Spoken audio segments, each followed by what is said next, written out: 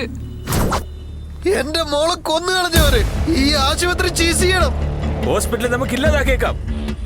തീർച്ചയായിട്ടും നമുക്ക് ഇല്ലാതായി കളയാം. പക്ഷെ മരിച്ചുപോയ കുട്ടി തിരിച്ചു വരുന്ന നിങ്ങളെ കൊണ്ട് ആർക്കെങ്കിലും പറയാൻ പറ്റുമോ?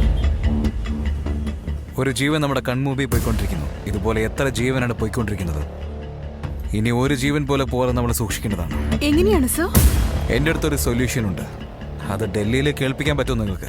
എങ്ങനെയാണ് സർ? EMI. Yes, EMI. നമ്മളൊരു ബൈക്ക് വാങ്ങുകയാണെങ്കിൽ 1000 രൂപ കൊടുത്താൽ ബാക്കി EMI ആയിട്ട് നമുക്ക് പേ ചെയ്യാം. അതേപോലെ TV, car, fridge, AC, phone, അങ്ങനെ എല്ലാ കാര്യത്തിലും നിങ്ങൾ 1 രൂപ കെട്ടിയാൽ മതി. ബാക്കി EMI കെട്ടിയാൽ മതി എന്ന് പറഞ്ഞാൽ കുറെ ഓഫർ വരുന്നുണ്ട്. ജീവനില്ലാത്ത സാധനത്തിൽ ഇത്രയും ഓഫർ വരുമ്പോൾ ജീവനോടുള്ള മനുഷ്യന്മാർക്ക് EMI ആവശ്യമാണ്. അതുണ്ടായേ പറ്റൂ. ആരോഗ്യശ്രീ എന്ന് പറഞ്ഞൊരു പദ്ധതി ഇല്ലേ? എൻ്റെ അടുത്തില്ല സാറേ. ഹെൽത്ത് ഇൻഷുറൻസോ? എക്സ്പയറി ആയി എന്ന് വെച്ച ജീവൻ വെട്ടേക്കാന്നാണോ? ഒരു മനുഷ്യന് ഈ ഭൂമിയിൽ ഒന്ന് ജനിക്കാൻ 9 മാസം ആകുന്നു. പിന്നെ ചാവൻ 1/2 മിനിറ്റ് മതിയോ? ഇത് കറക്റ്റ് അല്ല. ഒരു മനുഷ്യൻ ജീവന് പോരാടിക്കൊണ്ടിരിക്കുമ്പോൾ, ഗവൺമെന്റ് ഹോസ്പിറ്റൽ, പ്രൈവറ്റ് ഹോസ്പിറ്റൽ എന്നിരിക്കുമ്പോൾ ഒരു വ്യത്യാസം നോക്കാതെ all hospitals are equal in emergency. ആദ്യം പേയ്മെന്റ് പിന്നെ ട്രീറ്റ്മെന്റ് എന്ന് പറയാൻ പാടില്ല. ആദ്യം ട്രീറ്റ്മെന്റ് പിന്നെ പേയ്മെന്റ്. അതൊരു റിക്ഷക്കാരനാണെങ്കിൽ 20 വർഷത്തേക്ക് EMI പേ ചെയ്യാൻ പോകുന്നു. അതേ സോഫ്റ്റ്വെയർ എഞ്ചിനീയർ ആണെങ്കിൽ 2 വർഷം EMI കെട്ടാൻ പോകുന്നു. എത്രയോ ജിയോകൾ പാസ് ചെയ്തു. ഈ ജിയോ പാസ് ചെയ്യാൻ പറ്റില്ലേ? രക്ഷിക്കാം. ഇതുപോലെ കുറെ ജീവനുകൾ നമുക്ക് രക്ഷിക്കാം. താജ്മഹൽ കിട്ടിയ ഷാജഹാൻ, ഗോൾക്കൊണ്ട കിട്ടിയ കുതുബ് ഷാ മാത്രമല്ല മഹാൻ. ടാക്സ് കിട്ടുന്ന ജനങ്ങളും മഹാന്മാരാണ്.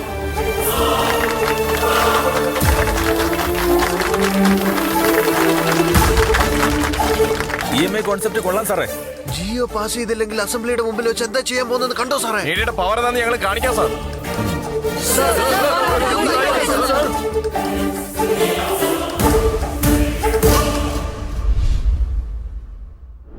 യൂത്ത് അയക്കണോ? ഇവനല്ലേ ക്യാരക്ടർ ഇല്ലാന്ന് പറഞ്ഞത്?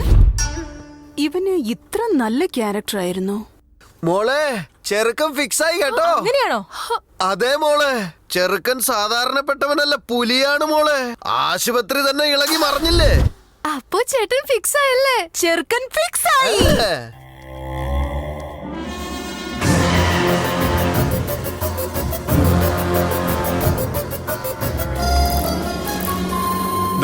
ഇവനാണ് ബൈ.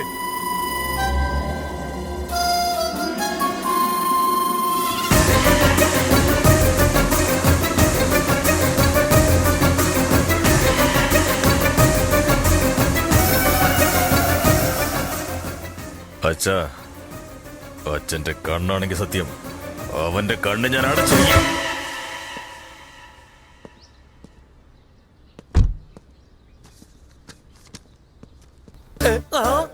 ഈ പ്രിസ്ക്രിപ്ഷൻ ഞാൻ എവിടെയോ കണ്ടിട്ടുണ്ടല്ലോ. ഈ പോസ്റ്റർ ഞാൻ എവിടെയോ കണ്ടിട്ടുണ്ടല്ലോ.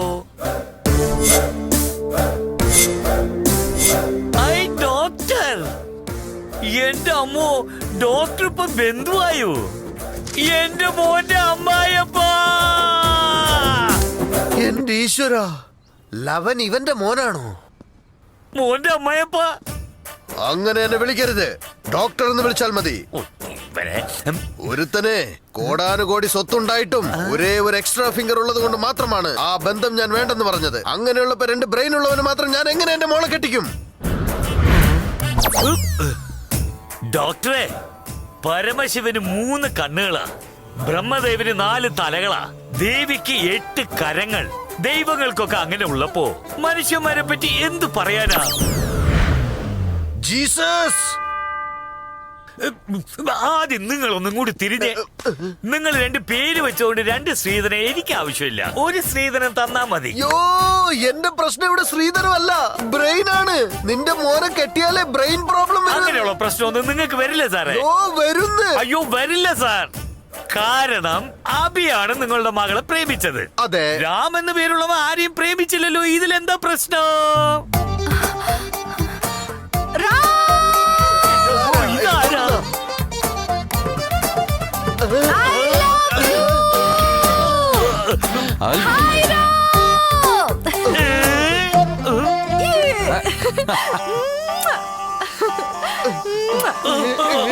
ദൈവമേ, എടോ, കണ്ണിന്റെ മുമ്പിൽ വെച്ച് ഈ കളിയൊക്കെ കളിക്കുമ്പോഴാണോ പ്രോബ്ലം തീർന്നെന്ന് പറയുന്നത്?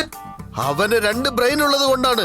ഒരു ബ്രെയിൻ എന്റെ മോളെ പ്രേമിച്ചതും മറ്റേ ബ്രെയിൻ അവളെ പ്രേമിക്കുന്നതും. ഇനിയും നിങ്ങൾക്ക് മനസ്സിലാവുന്ന ഭാഷയിൽ പറഞ്ഞാൽ, ഒരു ടിക്കറ്റിൽ 2 ഷോ കാണുന്നവനാണവൻ. എനിക്ക് ഒരു ടിക്കറ്റിന് 1 ഷോ മതി. I rejected.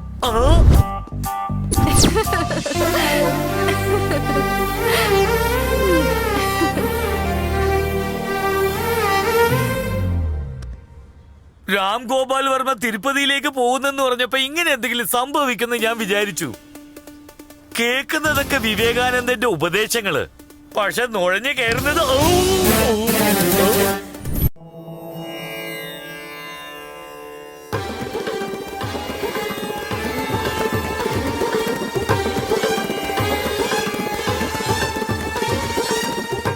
ഹേ ഫ്രണ്ട്, മോംസിന്റെ കൂടെ ബന്ധം ഓക്കെ ആയോ? സ്ത്രീധനം എത്രയാണെന്ന് പറയേ. എൻഗേജ്മെന്റ് ഡേറ്റ് ഫിക്സ് ചെയ്തോ? അവൻ പ്രണയത്തിൽ വീണെന്നോ? നീ ഇപ്പൊ ഷോക്കാവാ. ഞങ്ങൾ ഇന്നലെ മുതൽ ഷോക്കിലാ ഉള്ളത്. എന്റെ ഭാര്യക്ക് 105 ഫീവറാ. വിളിക്ക് വിളിക്ക്. ഡാ രാം, പുറത്തു വാടാ. അച്ഛാ വിളിക്കവനെ. വിളിച്ച വരാൻ അവൾ അടുത്ത വീട്ടിലൊന്നല്ല ഉള്ളത്, പിന്നെ? നിന്റെ ശരീരത്തിൽ തന്നെയാ ഉള്ളത്. ഡാ രാം, പുറത്തേക്ക് വാടാ. പുറത്തേക്ക് വാടാ. പുറത്തേക്ക് വരണ പറഞ്ഞത്. Hello, this is projector operator speaking. നിന്റെ റീല് മാറ്റി അവന്റെ റീല് ഞാൻ ഇപ്പൊ ഇടാം.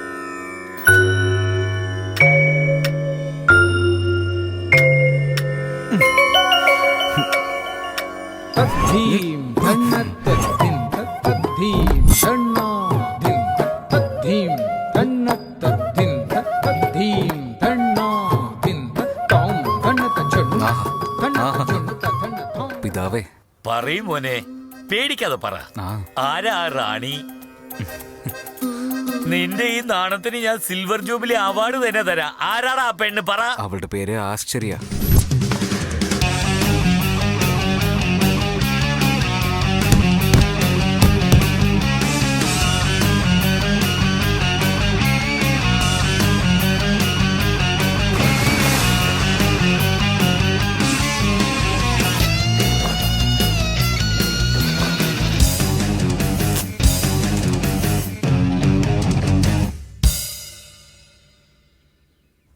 ആശ്ചര്യ, പേരിൽ തന്നെ ആശ്ചര്യം ഉണ്ടല്ലോ. ക്യാരക്ടറും വളരെ ആശ്ചര്യമായിട്ടുണ്ടാവും.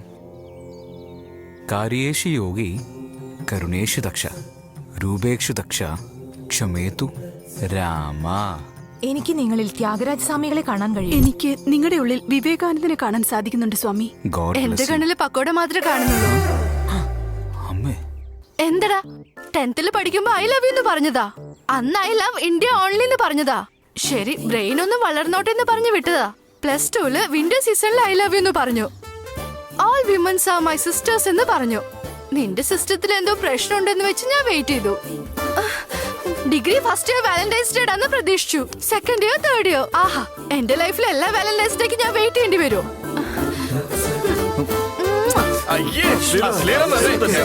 കാണിക്കുന്നത് ഓട്ടോഗ്രാഫ് കൂടി വേണോ? കൈയെടുക്ക്. നാളെ കണ്ടിന്യൂ ക്ലാസ്.